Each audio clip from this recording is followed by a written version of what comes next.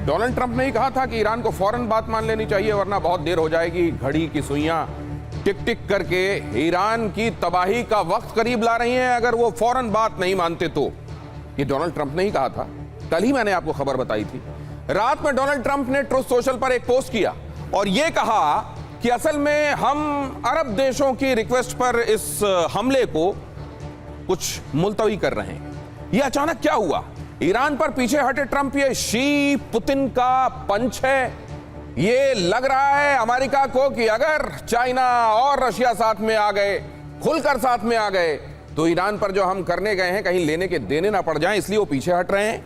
या फिर ये षड्यंत्र है, क्योंकि डोनाल्ड ट्रंप इस तरह की गुगली के लिए भी जाने जाते हैं कि जब वो कहते हैं कि अभी हम कुछ नहीं करेंगे या फिलहाल हम रुक रहे हैं और अचानक जब दुनिया आश्वस्त हुई होती है वो कुछ कर देते हैं। तो ये क्या है? ये षड्यंत्र है क्या? उसी तरह की कुछ टाइम बाइंग है क्या ताकि वक्त वो चुन सकें? या फिर ये पुतिन और शी जिनपिंग की वजह से ये फैसला फिलहाल डोनाल्ड ट्रंप को लेना पड़ रहा है? ये आपको आज समझाएंगे। इसको डिकोड करने के लिए हमारे साथ खास मेहमान जुड़ेंगे। ईरान पर हाई लेवल मीटिंग होने वाली है।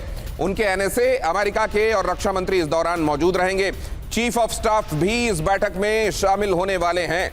ईरान पर फाइनल फैसला ले सकते हैं डोनाल्ड ट्रंप। यह माना जा रहा है कि डोनाल्ड ट्रंप आज ये तय कर देंगे कि हमला किस तरह का होगा, किस डोमेन में होगा और कितने बजे और किस तारीख को होगा। आज डोनाल्ड ट्रंप इस पर मोहर लगा सकते हैं, ऐसा माना जा रहा है। ये माना जा रहा है कि इस दौरान उनके साथ तमाम महत्वपूर्ण अधिकारी होंगे और वॉर मिनिस्टर पीट हेगसेथ भी यहां मौजूद रहने वाले हैं। और दूसरी तरफ देखिए, ईरान पर यह तय हुआ था कि आज ही अमेरिका विध्वंसक हमला करेगा। अमेरिका ने आखिरी वक्त में यह हमला टाला। सऊदी, यूएई और कतर के कहने पर रोका हमला। डोनाल्ड ट्रंप ऐसा कह रहे हैं ईरान को सिर्फ 2 से 3 दिनों की मोहलत।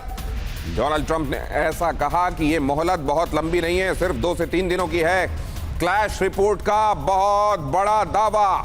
तो ये हमने अरब देशों की रिक्वेस्ट पर टाला है, आखिरी मोमेंट पर टाला है, वरना ये एक बड़ा हमला होने वाला था। ये डोनाल्ड ट्रंप खुद कह रहे हैं। और ईरान पर बहुत बड़े हमलों की तैयारी असल में चल ही रही है, लगातार चल रही है। पश्चिम एशिया में अमेरिकी सैन्य तैनाती लगातार बढ़ती जा रही है।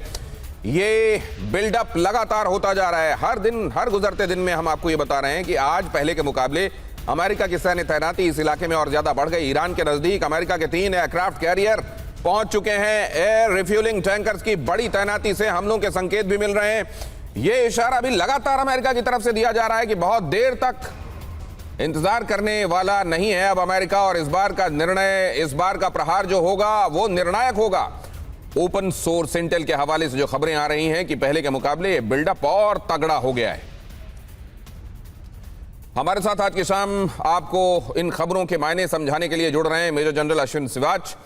दीपक वोरा साहब हमको ज्वाइन कर रहे हैं, भारत के राजदूत रहे हैं कई देशों में। प्रोफेसर संजय भारद्वाज, विदेश मामलों के जानकार हमारे साथ हैं। पूर्णिमा नाथ, राजनीतिक विश्लेषक हैं और अमेरिका से हमको ज्वाइन कर रही हैं। इन ऑड आवर्स में हमको ज्वाइन करने के लिए पूर्णिमा नाथ जी, आपका बहुत धन्यवाद। हमारे सभी मेहमानों का बहुत स्वागत। लेकिन जरा ये खबर देखिए पहले, ईरान पर पीछे हट गए हैं ट्रंप।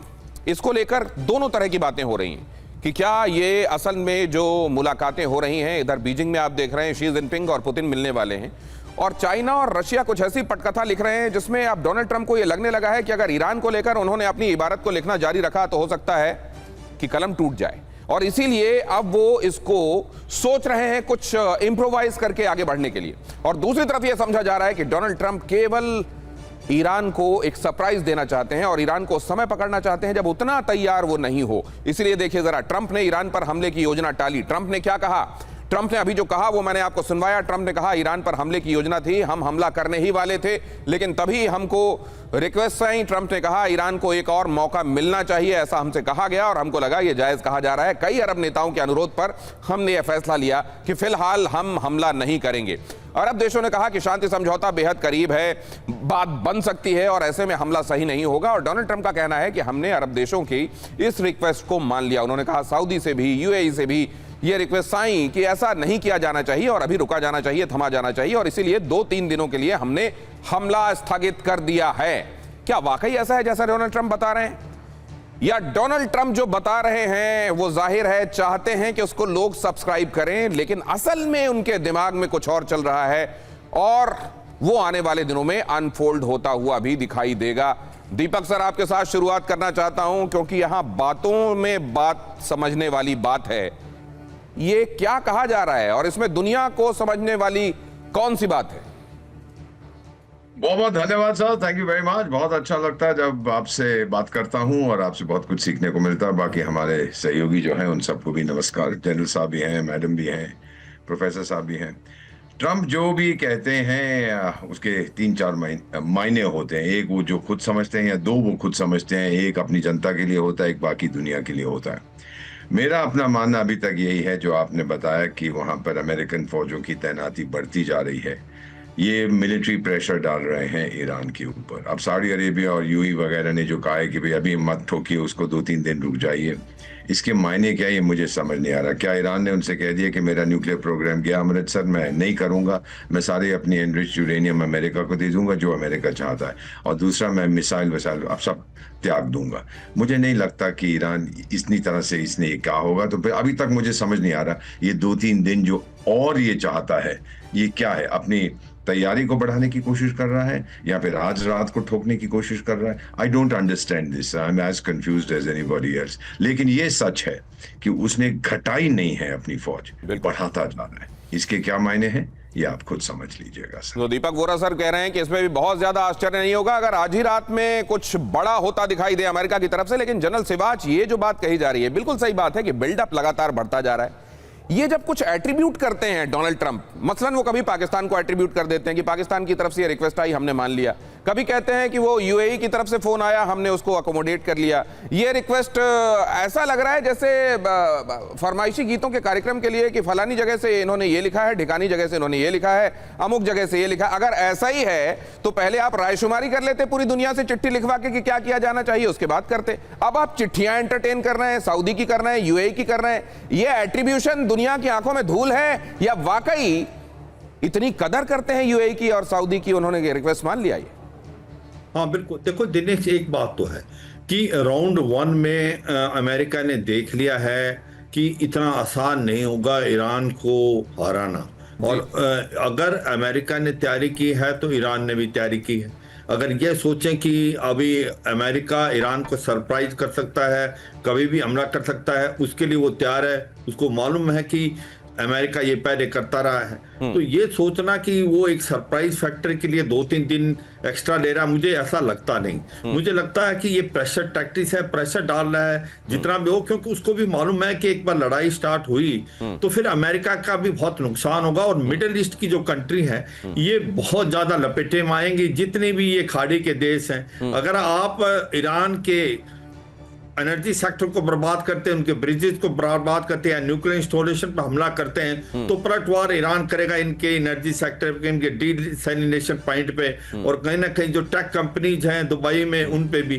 तो सच्चाई है कि स्क्रिप्टेड लिखी हुई है। ये नहीं कि ये सोचे कि हो सकता है कि इस बार लड़ाई अमेरिका करेगा, हमला करेगा, जीत उसकी पक्की होगी। जनरल सिवाच, मेरे जहन में एक और बात आ रही है, आप ये बहुत महत्वपूर्ण कह रहे हैं कि अगर इतने दिनों से ये सब चल रहा है तो 1-2 दिन की मोहलत, इसमें कोई मोहलत समझ में आ नहीं रही है। मेरे दिमाग में एक और बात आ रही है कि ये तमाम जीसीसी कंट्रीज क्या इनसे ये तो नहीं कह रही है कि देखिए आपने जो हमको सिक्योरिटी एश्योरेंस दिया था आप कुछ कर तो पाए नहीं है, हमारी हालत बुरी हो गई है, अब आप एक बार फिर हमारी धरती का इस्तेमाल करके ये सब करेंगे, ईरान बहुत बुरी तरह से पलटवार करेगा, हमको ये सब चाहिए नहीं। तो आप केवल मसल फ्लेक्सिंग के लिए अगर यहां रहना चाहते हैं वहां तक तो मंजूर है हमको, लेकिन अगर इसके बियॉन्ड जाकर यहां से कुछ एडवेंचर करना चाहते हैं तो इस बार हम करने नहीं देंगे। क्या ऐसा कुछ कहा जा रहा होगा यूएई की तरफ से, सऊदी की तरफ से? संजय भारद्वाज जी आपके पास आऊंगा, समझूंगा, लेकिन उससे पहले होर्मुज स्ट्रेट में ईरान की बड़ी सैन्य तैनाती।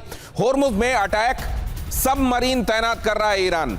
अटैक सबमरीन की तैनाती यहां पर देखिए। अगर होर्मुज में ईरान की अटैक सबमरीन तैनात हो रही है तो डोनाल्ड ट्रंप किस नेवी के नष्ट होने की बात कर रहे थे? उन्होंने कहा था कि नेवी ईरान की पूरी तरह हमने समाप्त कर दी है। उन्होंने कहा था कि हमने पूरे तौर पर उनके एयरफोर्स को समाप्त कर दिया है। किस नेवी और एयरफोर्स के ऑब्लिटरेट करने की वो बात कर रहे थे, जरा ये बात भी समझेंगे। लेकिन यहां देखिए जरा, टॉर्पीडो के साथ कादिर क्लास सबमरीन की नई तैनाती यहां हुई है जो आप इस वक्त यहां देख रहे हैं। फारस की खाड़ी में 20 सबमरीन मौजूद हैं, रिपोर्ट्स ऐसा बता रही हैं। 20 सबमरीन फारस की खाड़ी में मौजूद हैं। ईरानी स्टेट मीडिया की रिपोर्ट में यह दावा किया गया है एक नहीं 20 सबमरीन अटैक सबमरीन्स यहां पर लगा दी गई हैं। और दूसरी तरफ वो ऑब्लिटरेट किए जाने की बात, समूल नष्ट किए जाने की बात कि हमने नेवी को और एयरफोर्स को तो ईरान की पूरी तरह से समाप्त कर दिया है। संजय भारद्वाज जी आपका कमेंट। देखिए, पहली बात मैं दिनेश जी, मैं ये मुझे जो अब आज की जो वस्तु स्थिति लग रही है, इसमें देखो तीन बात बड़ी विडंबनात्मक मुझे दिखाई दे रही है। पहली बात कि जो ईरान पे अटैक हुआ था उसमें सबसे पहले यूएई ने कहा था कि अटैक करना चाहिए, हमको खतरा है, और उसके साथ साथ इजराइल भी था और अमेरिका ने अटैक किया। आज यूएई कह रहा है, कतर कह रहा है, सऊदी अरबिया कह रहा है कि नहीं, आप इस अटैक को टाल दीजिए।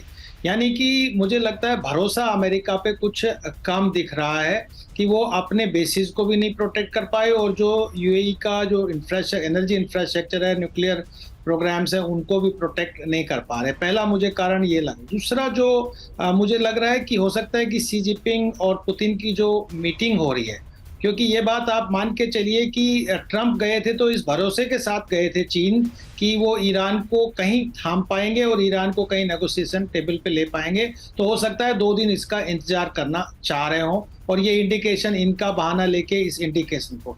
तीसरी बात की देखिए, बात मान के चलिए कि जो ईरान की दलील साफ साफ है कि हम अपना न्यूक्लियर प्रोग्राम या जो संवर्धित यूरेनियम उसको नहीं गिव अप करेंगे, और हम जब स्ट्रेट ऑफ हॉर्मुज को भी नहीं वैकेट करेंगे।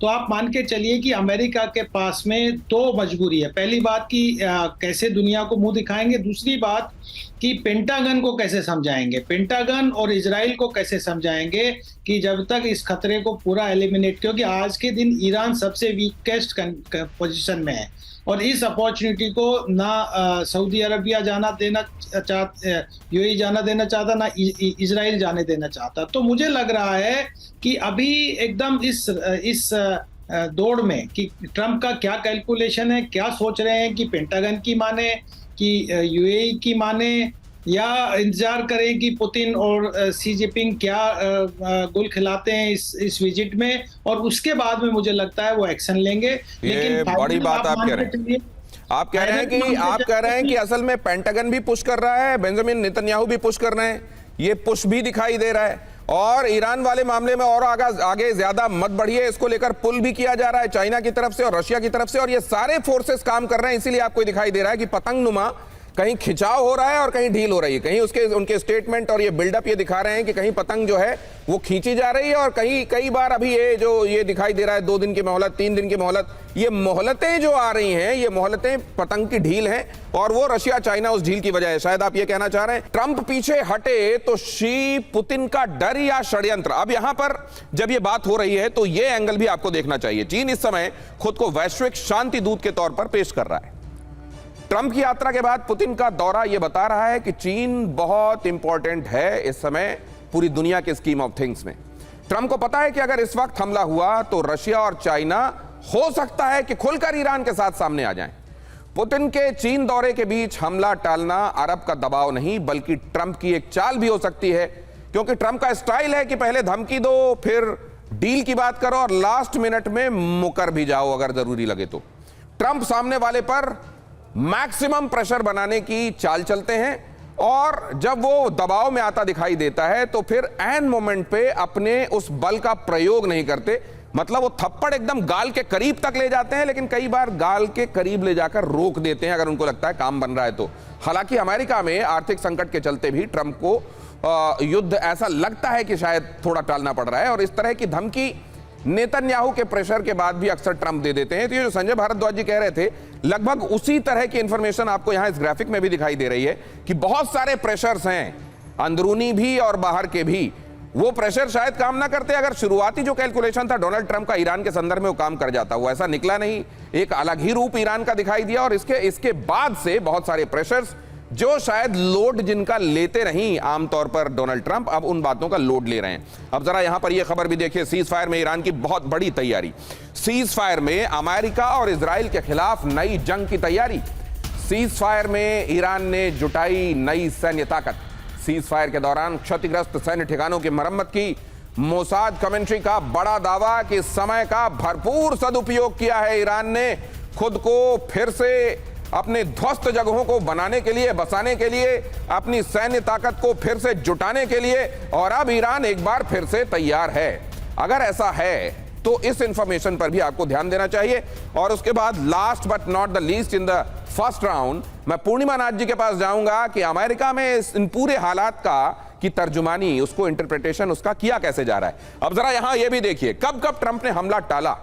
ट्रंप इस बात के लिए, जो मैं आपको कह रहा था कि मैक्सिमम प्रेशर बनाकर आखिरी वक्त में ढील देने के लिए जाने जाते हैं, लेकिन हमेशा ही ऐसा करें यह भी जरूरी नहीं है। यहां पर देखिए जरा, पहला मौका 7 अप्रैल, पाकिस्तान के कहने पर 2 हफ्ते के लिए युद्ध टाला। आपको याद है ये वही दिन है जब कह रहे थे कि एक पूरी सभ्यता को हम समाप्त कर देने वाले हैं आज की रात।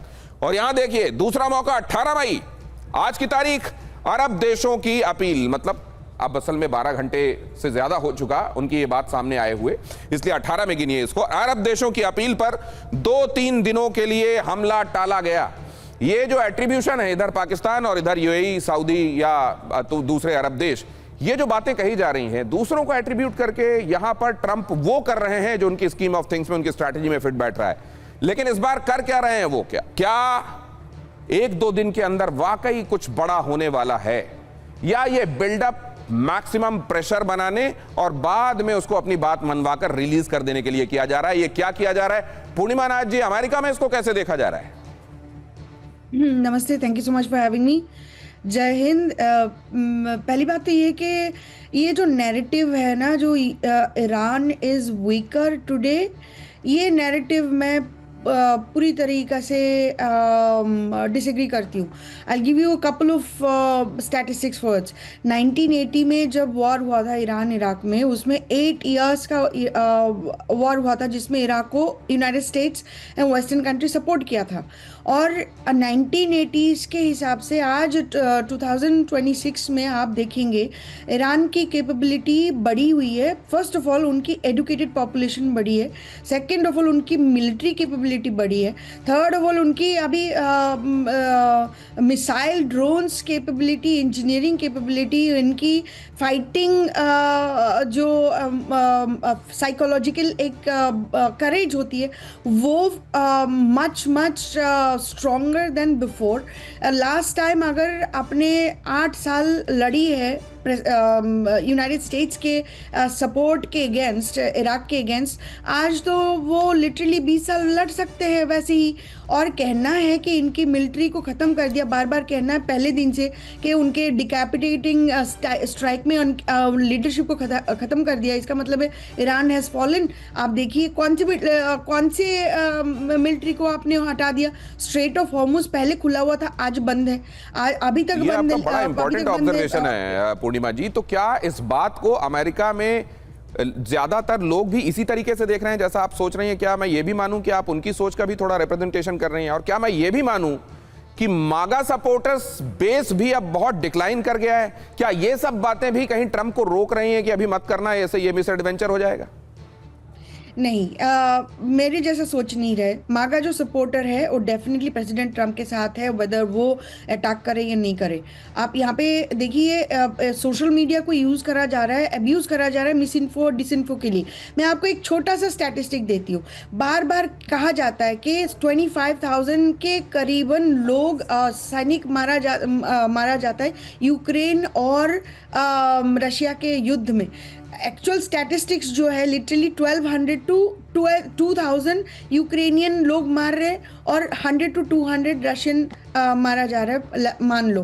तो ये जो स्टैटिस्टिक्स आपको दिया जा रहा है कॉन्स्टेंटली, इससे misinformation and disinformation, लोगों को इजीली यहाँ पे ब्रेन वॉश करा जाता है। तो पूर्णिमा जी, एक और बात अभी आई है, वो इन्फॉर्मेशन है या सच्चाई है वो आप बताइएगा आगे। कहा यह जा रहा है कि खुद पेंटागन के कई सोर्सेस डोनाल्ड ट्रंप को ये आगाह कर रहे हैं कि मत करना, पहले से ज्यादा उसने, और खास तौर से आपकी स्ट्रैटेजीज और आपके स्टाइल ऑफ वॉर को उन्होंने समझ लिया है और आने वाले दिनों में वो और बुरी तरह आप पर टूट पड़ेंगे। अमेरिकी फाइटर एयरक्राफ्ट की स्टडी कर रहा है ईरान।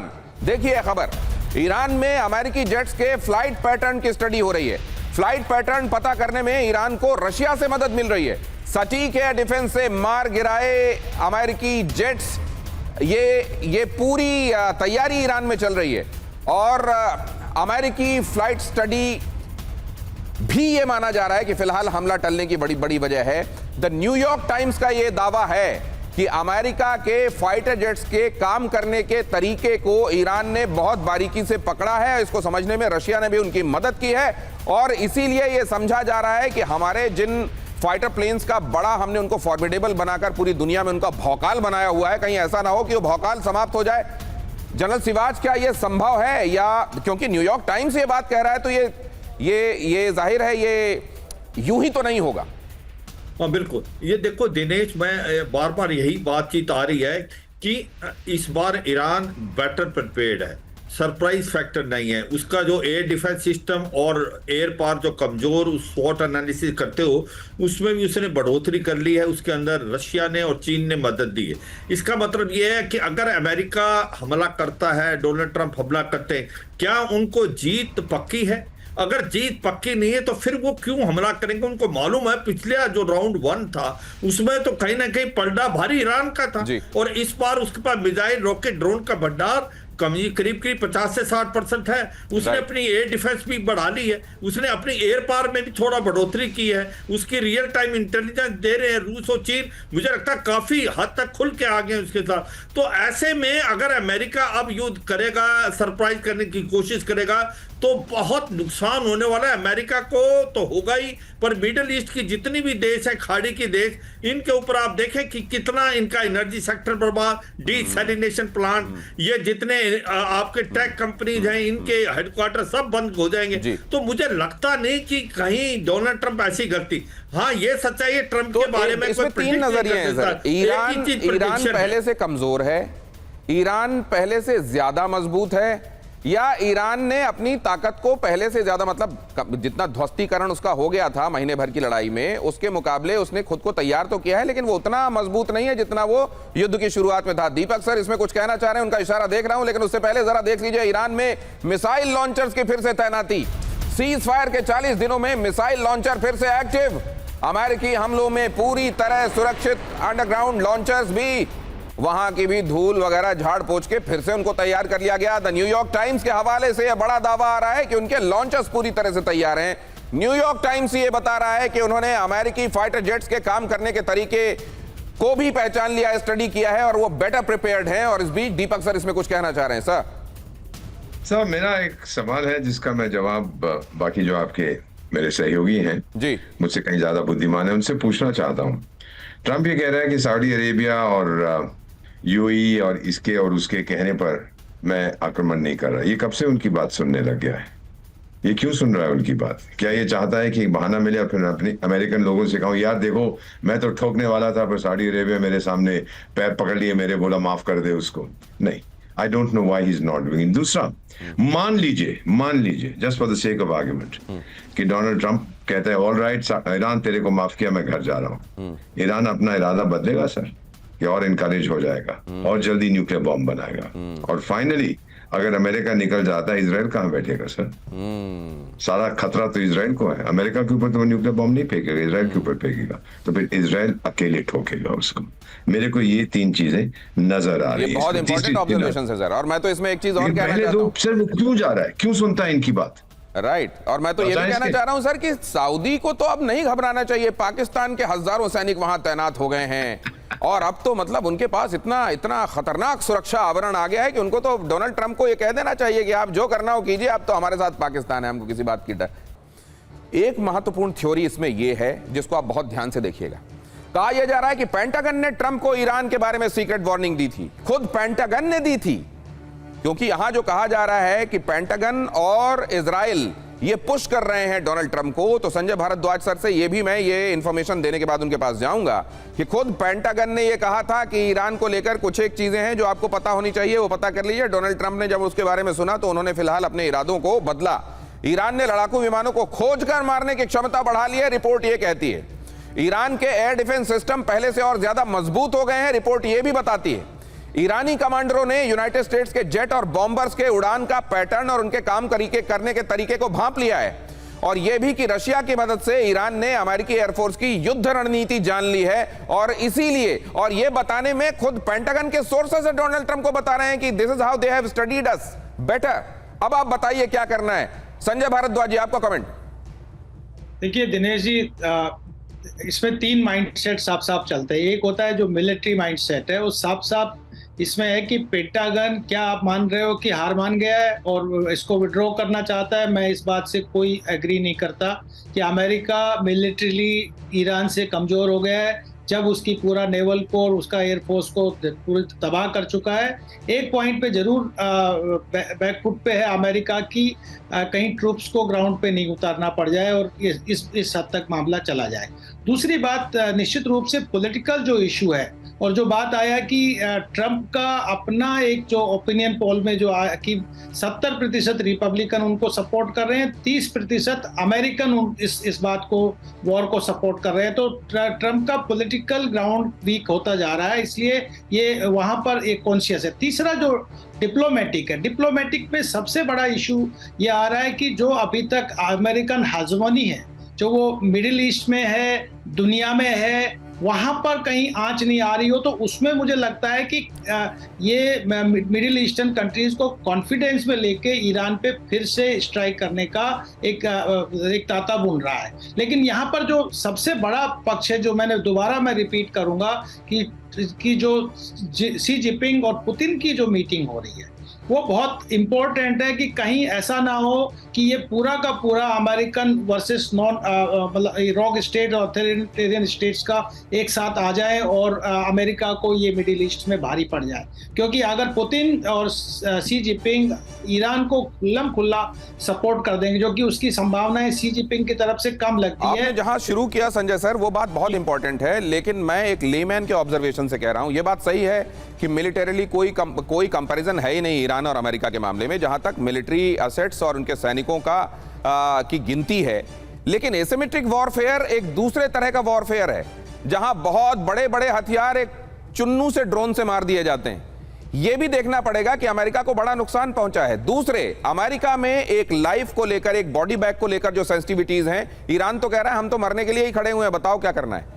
तो ये बहुत बड़ा फर्क ला देता है, एक जो मरने के लिए तैयार बैठा है और दूसरा जो बॉडी बैग से डर रहा है, ये पूरी साइकी को बदल देता है। इसीलिए बहुत बड़ा पावर होने के बावजूद बहुत सारी चीजों को कंसीडर करके, और पहलवान को एक आदमी राह चलता एक थप्पड़ मार दे, पहलवान उसके बाद 100 थप्पड़ मारता रहे, चर्चा पूरे शहर में इसी बात की होगी कि देखो पहलवान को एक खींच के रसीद कर दिया उसने, वो अदना से पिद्दी ने। ये बात मुझको लगता है अमेरिका बहुत खातिर में ला रहा होगा इस समय।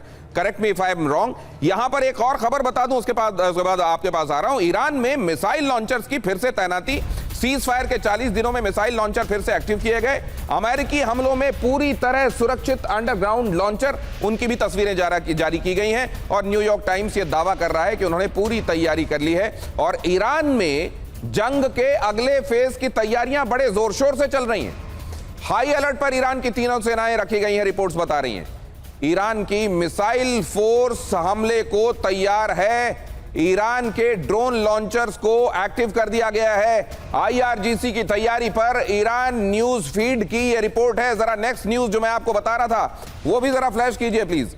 ये पूरे तौर पर तैयार रखा गया है, हाई अलर्ट पर रखा गया है तीनों सेनाओं को। और बताए तो यह भी जा रहा है कि वहां महिलाओं तक को AK-47 चलाने का प्रशिक्षण दिया जा रहा है। और इसीलिए तो पूर्णिमा जी, क्या यह माना जाए कि यह ईरान मतलब 28 फरवरी से भी ज्यादा तैयार है? हाँ जी, मुझे तो ऐसे ही लग रहा है दिनेश जी कि वो पहले से ही तैयार बैठे हुए थे। और अमेरिका का जो कांस्टेंट थ्रेटनिंग चल रहा था वो आज से नहीं चल रहा था। उन्होंने 2025 में जो अटैक किया था, जून 2025 में प्रेसिडेंट ट्रंप, तभी उन्होंने बोला था कि वो न्यूक्लियर पावर, लिटरली वेपन्स उन्होंने ऑब्लिटरेट किया था। उन्होंने स्पेसिफिकली ये वर्ड यूज़ किया था। तो यहाँ पे संसद में यही क्वेश्चन पूछा जाता है और हेक्सेथ को भी क्वेश्चन पूछा गया था कि आपने 2025 में ऑब्लिटरेट किया है तो फिर आप भी क्या कर रहे हो? पहले झूठ बोल रहे थे, क्या अभी झूठ बोल रहे हो? तो ये कह रहा है कि ईरान के पास न्यूक्लियर वेपन होना नहीं चाहिए। तो आपके पास इंटेल क्या है कि उनके पास है या नहीं है? आप लिटरली हर इंस्टीट्यूशन यही बोल रहे कि ईरान बना ही नहीं रहा था। अगर बना रहे थे तो फिर पहले क्या कर रहे थे? पहले का इंफॉर्मेशन झूठ था। इसका मतलब आप यहाँ पे जो बॉडी बैग के बारे में बात कर रहे हो, यहाँ पे ये सवाल तो पूछने नहीं चाहिए पूर्णिमा जी, मुझे ऐसा लगता है। पूर्णिमा जी, वॉल स्ट्रीट जर्नल की रिपोर्ट थी या न्यूयॉर्क टाइम्स की, आई डोंट एग्जैक्टली रिमेंबर, लेकिन इन्हीं में से किसी ने एक रिसर्च की थी ट्रंप के पहले टेन्योर के बारे में। और उन्होंने कहा था कि ट्रंप ने अपने पूरे टेन्योर में 30,000 से ज्यादा झूठ बोले हैं या मिस रिप्रेजेंट किया है फैक्ट्स को और चीजें सामने लोगों के रखी हैं। इसका मतलब उन्होंने एवरेज निकालते हुए यह भी बताया था कि एक दिन में 20 से 30 बार वो चीजों को या तो डिस्टॉर्ट करके प्रेजेंट करते हैं या सीधे सीधे झूठ बोलते हैं।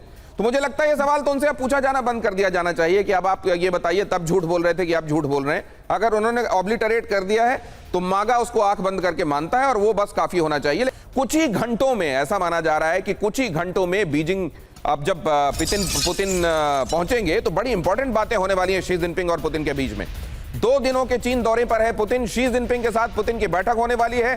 चीन और रूस में कई करार होंगे। अमेरिका ईरान तनाव, ताइवान मुद्दे पर भी बातचीत संभव है। जितना दीपक सर आप जानते हैं इनकी आइटिनरी में क्या होगा और प्रायोरिटी किन किन चीजों की होगी आपके हिसाब से?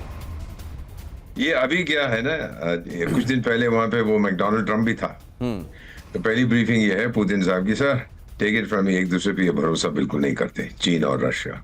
कोई मालूम नहीं, जिस दिन अमेरिका ने चीन से कहा माय डार्लिंग आजा, वो जाएगा और रूस अकेला रह जाएगा। जिस रूस से कहा स्वीट हार्ट तू आजा, चीन अकेला रह जाएगा। There is no trust. Putin पूछने गया कि तूने क्या बात की थी, बता मेरे को। नॉर्मल मीटिंग यही होती है, वो ब्रीफिंग देगा, मैंने ये बोला, मैंने ट्रम्प को ये कहा। पुतिन माने ना माने वो अलग बात है। तो मेरा अपना मानना है सर कि वो ये देखिए, वो भी उसको नेशनल ऑनर वगैरह भी दे रहे हैं। मेरा अपना मानना है कि ये मीटिंग उसी तरह की होगी जैसे डोनाल्ड ट्रम्प और। सर आप कह रहे हैं कि इनके बीच में ट्रस्ट नहीं है और ये तो अपने रिश्ते की, अपनी दोस्ती की ही एक तरीके से सालगिरह मनाने के लिए वहां पर गए हैं। ये आपको दिखाने के लिए है ना सर, ये तो आप हम सबको बताने के लिए। देखिए हम कितने अच्छे दोस्त हैं। नॉट एट ऑल सर, ये बिल्कुल भरोसा एक दूसरे में। फाइनली इतना पूछना चाहता हूँ, आपने कहा 30,000 झूठ बोले थे ना आपने, अभी जो अखबार का आपने जिक्र किया था, तो कुछ लोगों ने लाइट डिटेक्टर मशीन भी भेजी थी, चेक करो, वो मशीन ही टूट गई। इतने झूठ मैं नहीं पहचान, जो कुछ किसी ने अभी जो आपका प्रोग्राम देखे तो उन्होंने मुझे भेजा। But the reality is sir कि इसका कुछ निकलने वाला नहीं। कितनी विजिट्स तो हो चुकी हैं ट्रम्प की वहां। ये एक इंपॉर्टेंट ऑब्जर्वेशन है सर आपका, और ये महत्वपूर्ण है। इस पे थोड़ी देर में ड्वेल करना चाहूंगा। जनरल सिवाच के पास भी जाऊंगा कि चाइना और रशिया को जिस तरीके से वर्ल्ड वाइड परसीव किया जाता है, इनकी प्रॉक्सिमिटी को लेकर जिस तरीके की बातें की जाती हैं, हालांकि ये मालूम है कि खुद रशिया के कई हिस्सों को लेकर जो चाइना है वो दावा कर चुका है कि तो मेरे हिस्से हैं। जिस तरीके से सलामी स्लाइसिंग के लिए दूसरों के इलाके को अपना बताने के लिए चाइना जाना जाता है, वो रशिया को भी नहीं छोड़ा है उसने।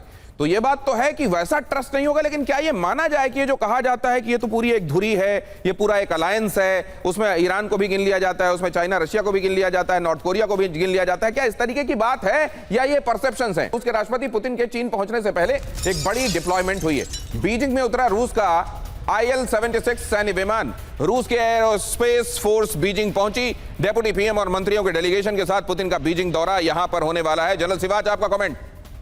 देखो, मुझे लगता है दिनेश, हाँ सच्चाई है, रूस और चीन के जो रिश्ते कुछ एक साल पहले इतने अच्छे नहीं थे, मगर कहते हैं एनमीज माई फ्रेंड। आज की तारीख में रूस और चीन के रिश्ते क्योंकि उनके अगेंस्ट एक कॉमन एनिमी है तो वो इकट्ठे हैं, इसमें कोई शक नहीं। अगर आप देखें रशिया यूक्रेन की लड़ाई में रूस को बहुत मदद दी है चीन ने, और आप हथियार भी दिए हैं उसको, उससे ऑयल भी खरीदा है, और इसी प्रकार से चीन भी रूस को मदद देता रहा। तो मुझे लगता है कि आज ये सोचना कि इनके रिश्ते में खटास है क्योंकि इनके टेरिटोरियल डिस्प्यूट है, मुझे लगता है वो शायद ठीक नहीं होगा। आज की तारीख में रूस और चीन एक ही तरफ खड़े हैं, और ये डर डोनाल्ड ट्रंप को भी सता रहा है। उसको मालूम है कि अगर उसने ऑल आउट वार किया ईरान में तो इस बार हो सकता है चीन और रूस खुल के आ जाएं, और ये इसके कारण वो हिचकिचा रहे। और जो बात बार बार दिनेश आ रही है कि क्या अमेरिका हमला करेगा, हमला तब करेगा जब उसको जीत एक प्रकार अश्योर्ड है। अच्छा। उसको जीत, उसको डाउट है,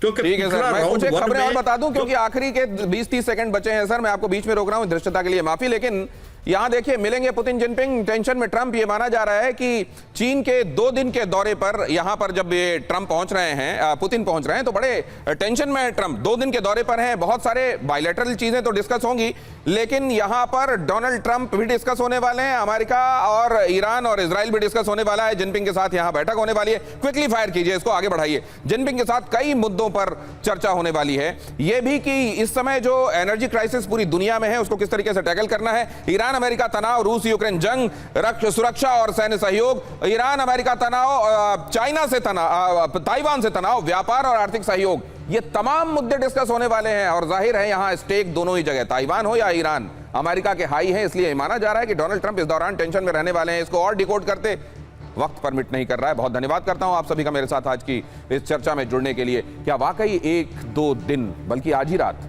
कुछ हो सकता है क्या अमेरिका की तरफ से, या वाकई ये रिक्वेस्ट मान ली गई है जो अरब कंट्रीज की तरफ से आई? डोनाल्ड ट्रंप ने कहा ठीक है 2 दिन की मोहलत देते हैं, इंतजार कीजिए।